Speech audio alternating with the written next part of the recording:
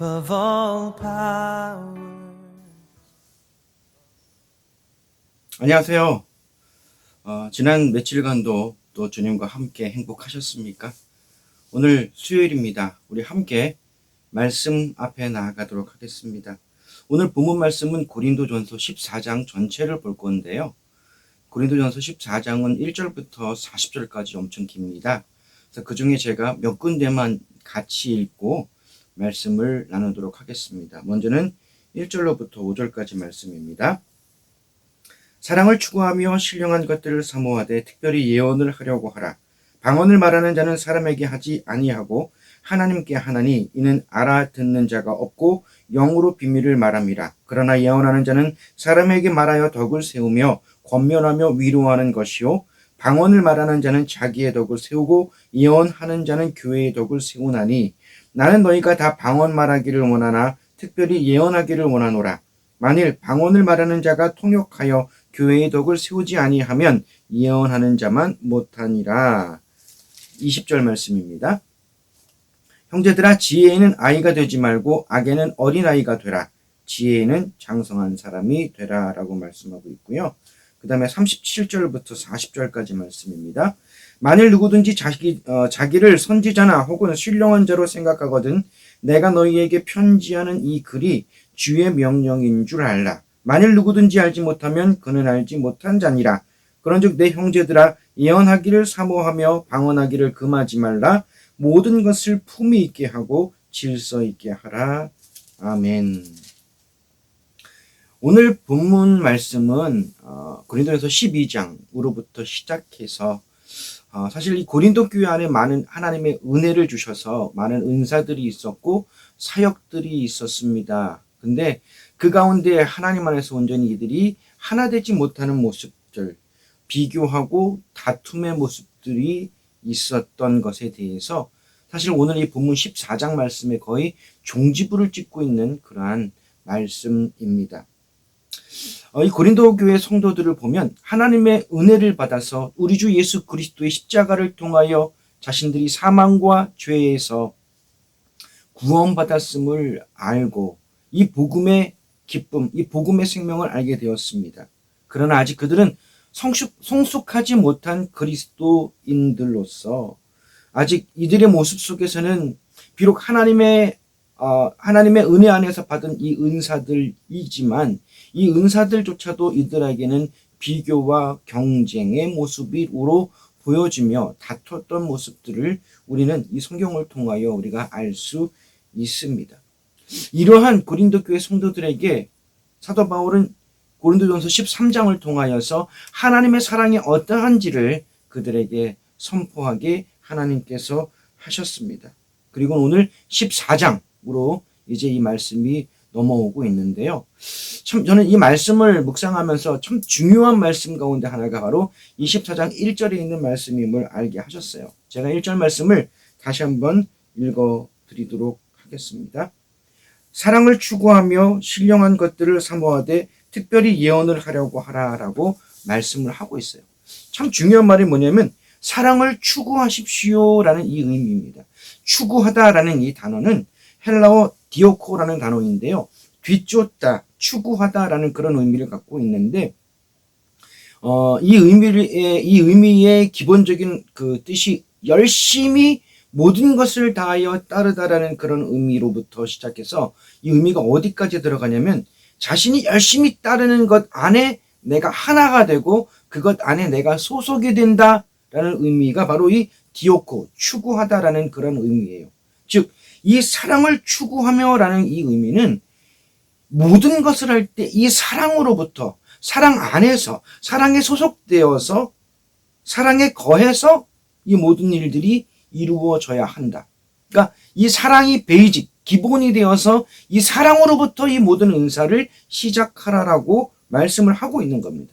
이 사랑으로부터 모든 것들이 시작이 되어서 신령한 것들을 사모하되 특별히 예언을 하려고 사모하라라고 얘기를 합니다. 저는 이 말씀을 묵상하면서 우리가 앞전에 봤던 12장 31절에 있는 말씀이 많이 생각이 나더라고요. 12장 31절 말씀에서 너희는 더욱 큰 은사를 사모하라.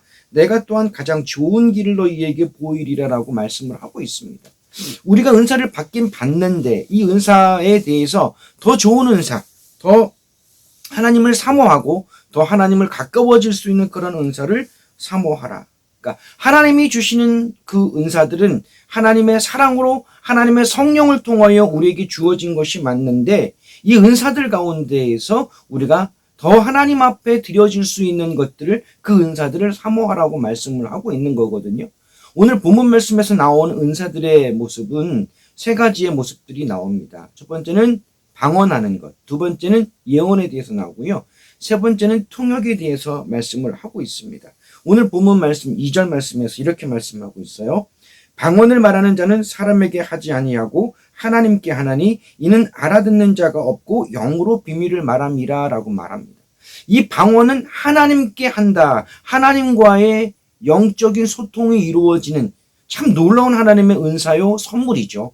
하나님과 어떻게 우리가 통해질 수가 있겠습니까? 이 방언을 통해서 하나님 앞에 온전히 우리가 영으로 기도를 하는데 근데 이 방언을 하나님께서 들으시지만 우리는 듣지 못한다. 이 방언이 어떤 의미인 줄 우리는 알지 못한다라고 이야기를 하고 있어요. 오늘 본문 말씀에서 14절에도 방언에 대해서 이렇게 얘기합니다. 내가 만일 방언으로 기도하면 나의 영이 기도하거니와 나의 마음은 열매를 맺지 못한다라고 얘기를 합니다. 내 영은 하나님과의 교통으로 간구하고 부르짖기 때문에 내 영이 하나님께 기도하며 즐거워할 수 있지만 나의 마음, 내가 이해하지 못하는 것들이 있다라고 말씀을 하고 있습니다. 영으로는 충만함을 누리지만 내가 이 마음의 열매로서 내가 이것을 이해하는 것으로서는 우리가 나눌 수 없는 것이 사실은 이 방언의 모습이라고 말씀을 하고 있는 거예요. 그리고 이어서 보면 3절 말씀엔 예언에 대해서 이렇게 말씀하고 있어요. 그러나 예언하는 자는 사람에게 말하여 덕을 세우며 권면하며 위로하는 것이요 라고 말씀을 하고 있습니다. 예언이라는 단어는 헬라어로 프로페티오라는 단어입니다. 예언적인 계시를 하다, 예언하다라는 일반적인 의미를 갖고 있고요. 오늘 본문 말씀에서는 하나님의 메시지를 선포하다라는 의미와 가르치고 권면하고 위로하다라는 그런 의미로 예언하다, 프로페티오라는 단어가 사용이 되고 있습니다. 그러면 방금 우리가 보았던 2절과 3절에서 방언과 예언에 대해서 얘기를 합니다. 그러면서 4절에서 이렇게 얘기를 해요. 방언은 자신의 덕을 세우는 것이지만 예언은 교회의 덕, 하나님의 교회의 덕을 세우는 것이다 라고 말씀을 합니다. 그러면서 이어서 5절에 이렇게 설명을 하고 있어요. 나는 너희가 다 방언 말하기를 원하나 특별히 예언하기를 원하노라. 만일 방언을 말하는 자가 통역하여 교회의 덕을 세우지 아니하면 예언하는 자만 못하니라 라고 말씀을 하고 있거든요. 다 방언을 하기를 원하고 그리고 그 방언과 함께 또 예언하기도 원하는데 또 특별히 이 방언이 통역을 통하여서 우리가 우리의 마음에 기쁨을 그리고 우리가 이해하며 감사하며 회개하는 그러한 하나님의 은혜가 있지 않으면 이 예언보다는 못하지 않겠냐라고 말씀을 하고 있는 거예요.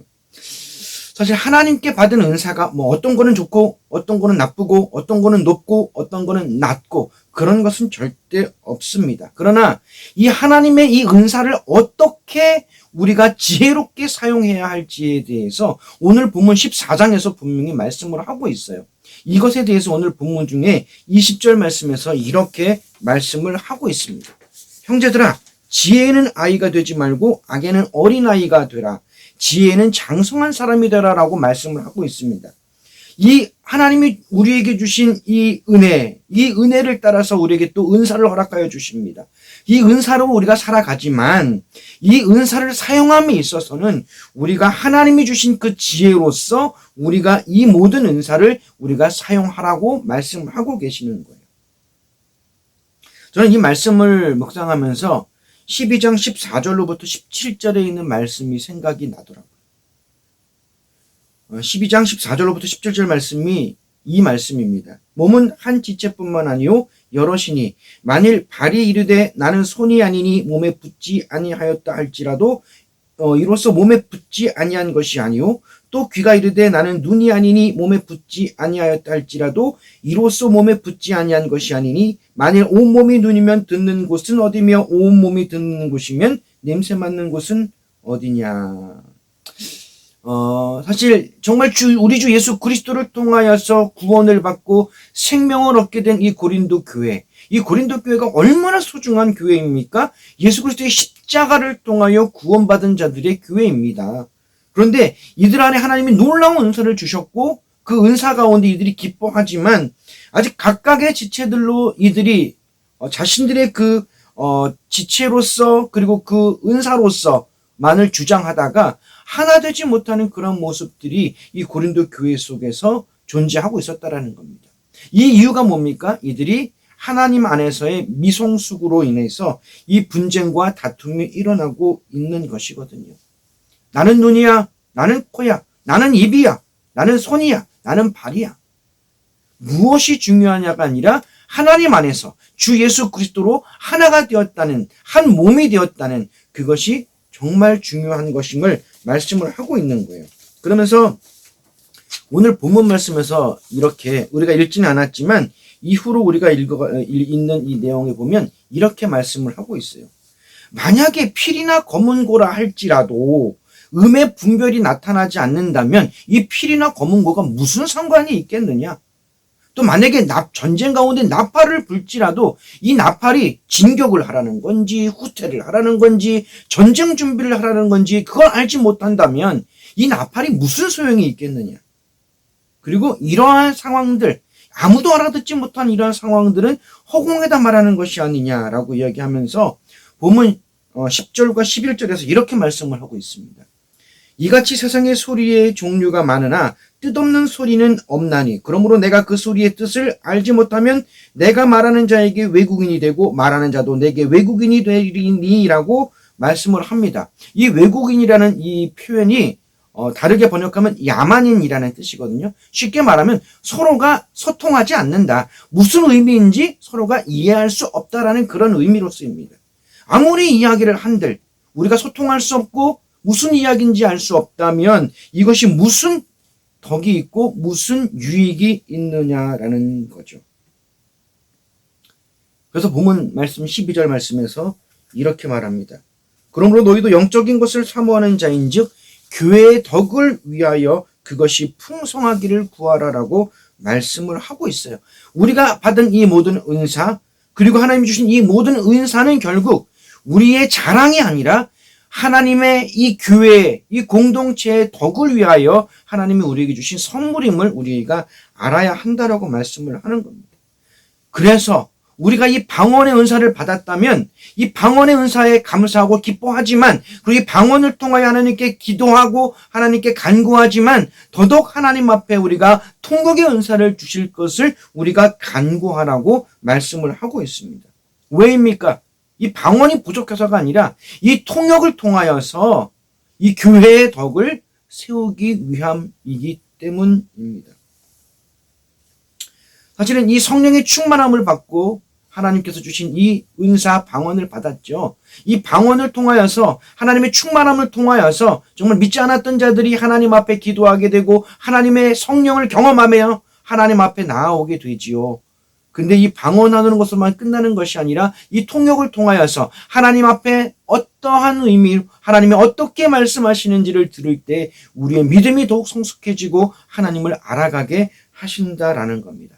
이것이 바로 교회의 덕을 위한 바로 예언과 통역의 은사를 말씀하고 있는 것입니다. 그러면서 오늘 말씀 속에서 이렇게 하나님이 사도 바울을 통하여 말씀하고 있습니다. 교회 안에서 은사의 활용과 예배와 은혜를 나눔에 있어서 품위와 질서를 유지하라고 말씀을 하고 있어요. 사실 이 예배에 모일 때 우리 교회도 마찬가지고 모든 교회가 마찬가지잖아요. 예배로 모일 때 어떤 이들은 찬송함으로, 어떤 이들은 가르침으로, 어떤 이들은 계시와 또 어떤 이들은 방언과 통역과 수많은 은사들, 여기 말씀에 나와 있지는 않지만 사실 아무도 보지 못하는 곳에서 교회를 섬기고 교회 청소와 꾸준히 일을 하시는 그러한 것도 하나님의 은사 아닙니까? 그 은사들로 섬겨지는데 이 모든 것들이 사실은 다 교회의 덕이 되도록 하라고 말씀을 하고 있는 겁니다. 그러면서 만약 방언을 할 경우에는 두세 사람이 방언을 한 후에 그 후에 통역의 은사를 받은 사람이 그 방언을 통역하여서 교회의 덕을 세우라고 말씀하고 계시는데, 만약에 통역할 사람이 없다 그러면 통역하실 사람이 없으면 방언을 하지 말고 그냥 자신과 하나님과의 교통과 교제와 간구로 그냥 그렇게 방언으로 기도해라 라고 말씀을 하고 있는 겁니다. 예언의 경우도 마찬가지입니다. 두세 사람이 예언을 하고 그리고 다른 사람들은 그 말씀을 분별하라라고 말씀합니다. 참 이 분별이라는 단어가 참 중요합니다. 이 분별하다라는 단어는 디아크리노라는 헬라어인데요. 구별하다, 판단하다라는 뜻도 있지만 확인하다라는 의미가 있어요. 이 말씀이 하나님의 말씀인지 아닌지에 대해서 확인을 하는 겁니다. 확인하는 그 기준이 무엇입니까? 바로 오직 성경, 바로 말씀이어야 합니다. 간혹 어떤 분들이 정말 목사님을 신뢰해서, 물론 무조건 틀렸다고 말씀을 드리는 건 아닌데요, 그 목사님을 너무나 신뢰하고 목사님을 사랑해서 목사님을 이 기준으로 삼고 계시는 분들이 간혹 계시더라고요. 어떻게 얘기를 하다 보면 목사님이 그렇게 말씀하지 않았는데, 목사님이 그런 식으로 그런 단어로 표현하지 않았는데 라고 하면서 이렇게 말씀하실 때 보면서 마음이 좀 아팠던 게 뭐냐면, 그 목사님을 제가 뭐라고 하는 건 아닌데 우리의 진정한 기준은 하나님의 말씀 성경이어야 하지 다른 것이 되어서는 안 된다는 것을 말씀을 드리는 것입니다. 그래서 32절에서 이렇게 말씀하고 있어요. 예언하는 자들의 영은 예언하는 자들에게 제재를 받나니 라고 말씀하고 있거든요. 이 제재라는 단어를 우리가 잘 알아야 돼요. 이 제재라는 단어는요, 헬라어 휘포타소라는 단어입니다. 복종하다라는 그런 의미를 있어요. 즉 억압적으로 어떻게 그렇게 이렇게 하는 것이 아니라 하나님 말씀 안에서, 하나님 은혜 안에서 그 질서를 하나님 안에서 복종하며 순종하며 나아가라고 말씀을 드리고 있는 것이거든요. 하나님께 예배드림에 있어서 질서 없이 자신의 은사를 뽐내는 것은 결코 있어서는 안 됩니다. 아무리 자신이 너무나도 대단하게 엄청난 방언을 받았다 할지라도 아까 말했던 그 질서에 맞춰서 그 방언을 사용해야 하는 것이고, 그 질서에 맞춰서 방언을 사용하는 것이 바로 하나님 앞에서의 복종하는 모습, 순종하는 모습으로 예배가 하나님 앞에 교회의 덕으로 드려지게 될 수 있다라는 겁니다. 그리고 오늘 본문 14장에서 중후반절에는 또 이렇게 말씀을 하고 있어요. 고린도전서 11장에서 교회 안에서의 자매들에 대한 행동들에 대한 이야기들이 나오잖아요. 성경의 복음을 벗어나지 않는 한 사회적 관습과 환경에 맞추어서, 질서에 맞추어서 순종하고 따라주기를 바란다라는 그런 의미로 말씀을 하고 있습니다. 자, 왜 이렇게 질서와 복종과 순종에 대해서 말씀을 하고 있습니까? 바로 하나님의 교회, 이 교회의 덕을 세우기 위함이며 하나님께 드려진 이 예배가 질서 가운데 하나님께 드려지게 하기 위함이라는 거예요. 지금까지 선포했던 이 말씀들에 대해서 사도 바울이 본문 37절, 38절을 통해서 확실하게 강조를 하고 있습니다. 만일 누구든지 자기를 선지자나 혹은 신령한 자로 생각하거든 내가 너희에게 편지하는 이 글이 주의 명령인 줄 알라. 만일 누구든지 알지 못하면 그는 알지 못한 자니라라고 고백합니다. 얼마나 놀라운 고백이. 지금 이 14장을 통해서 하나님께서 사도 바울을 통하여 주신 이 말씀이 바로 주님의 말씀이다라는 거예요. 주님이 내게 주신 이 말씀을 너희들이 듣고 이것을 이해하지 못하면 너희들이 신령한 자라고 말을 하지만, 너희들이 아는 자라고 말하지만 아니다라고 얘기하는 거거든요. 똑같은 주님으로 받은 사람들이라면 지금 이 14장에서 내가 하나님으로부터 주님으로 받은 이 말씀을 너희들은 분명히 알고 이해하고 그 말씀과 동일하게 아멘으로 화답할 거다라는 그런 의미입니다. 그러면서 40절 말씀에서 이렇게 마무리를 하게 되죠. 모든 것을 품위 있게 하고 질서 있게 하라. 참 놀라운 말씀입니다. 하나님이 주신 이 은혜, 하나님이 주신 이 은사, 하나님이 주신 직분, 이 모든 것들이 바로 교회의 덕을 위하여 품위 있고 질서 있게 하나님께 드려지라고 말씀을 하고 있어요. 저는 이 14장 말씀을 묵상하면서 우리가 얼마 전에 보았지만 고린도전서 10장 31절로부터 33절의 말씀을 다시금 묵상하게 하셨습니다. 제가 읽어드릴게요. 그런즉 너희는 먹든지 마시든지 무엇을 하든지 다 하나님의 영광을 위하여 하라. 유대인에게나 헬라인에게나 하나님의 교회에나 거치는 자가 되지 말고 나와 같이 모든 일에 모든 사람을 기쁘게 하여 자신의 유익을 구하지 아니하고 많은 사람의 유익을 구하여 그들로 구원을 받게 하라. 아멘. 네, 우리에게 주신 이 모든 은사, 우리에게 주신 이 모든 직분, 우리에게 주신 이 모든 사역, 무엇을 하든지 하나님의 영광을 위하여 하면서 어느 곳에 가든지 누구 앞에 서든지 거치는 자가 되지 않고 오직 그들이 하나님이 주신 내게 주신 이 은혜, 나의 구원의 이 은사, 이 모든 것들을 통하여서 그들이 나와 같이 주 예수 그리스도로 구원에 이르게 하는데 사용되기를 우리가 하나님 앞에 드려지기를 원하는 것입니다. 우리의 삶의 모습이 세상의 가치관으로 봤을 때는 어떠한 모습일지 모르겠습니다. 세상이 우리를 판단할 때 어떻게 판단할지 우리는 알지 못합니다.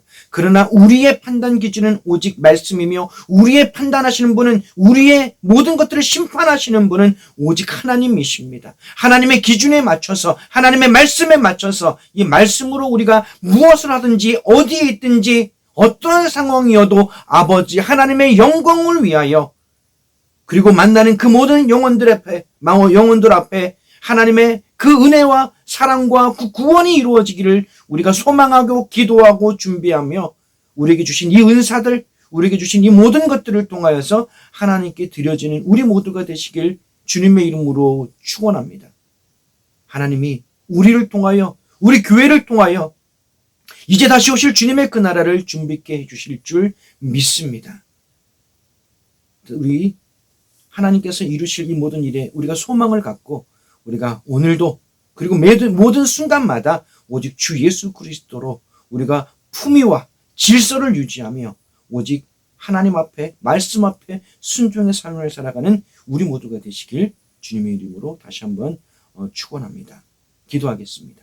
사랑의 하나님 아버지 감사합니다. 우리의 연약함, 우리의 부족함, 우리의 나약함 또 우리가 비록 이해하지 못하고 성숙하지 못했던 우리의 모습들을 통해서도 하나님은 우리를 가르치시고 우리를 알게 하시고 우리를 성숙해 하셔서 아버지 이 땅에서 하나님의 백성으로 살아갈 수 있게 역사하여 주심에 감사합니다. 아버지 지금껏 우리가 이 모든 은사를 우리가 어떻게 사용하였든지 뒤돌아보며 잘못한 것이 있다면 회개하게 하시고 이제는 정말 우리에게 주신 이 모든 은사와 이 모든 것들을 통하여 교회의 덕 다시 오실 주님의 그 나라를 위하여 우리가 드려지는 저희 모두가 될 수 있도록 우리 교회가 될 수 있도록 우리 공동체가 될 수 있도록 하나님 역사하여 주옵소서. 무슨 일을 하든지 아버지의 영광을 위하여 하며 우리의 삶을 통하여 하나님 앞에 온전히 드려지는 우리의 삶을 통하여 복음이 전파되며 우리의 삶을 통하여 주의 사랑이 나타나는 그런 우리가 될 수 있도록 하나님 역사하여 주옵소서. 모든 것 감사드리며 예수님 이름으로 간절히 기도드렸습니다. 아멘. 네, 우리의 삶을 통하여 하나님의 영광이 나타나게 해 주셨습니다. 우리의 기준이 아니라 아버지의 기준이십니다. 우리의 판단이 아니라 주님의 판단이십니다. 비록 우리는 연약하였고 부족하였고 우리가 돌아봤을 때는 아무것도 한 것이 없어 보이지만 우리 주님과 함께 동행했던 우리의 삶은 아버지의 영광이 그리고 아버지의 은혜가 그리고 아버지의 사랑이 충만했던 삶임을 믿습니다. 우리 지금까지 그렇게 살아오게 하신 그 주님으로 우리가 지금도 그리고 앞으로도 그러한 은혜 가운데 살아가는 우리 모두가 되시길 기도합니다. 주일에 뵙겠습니다. 감사합니다.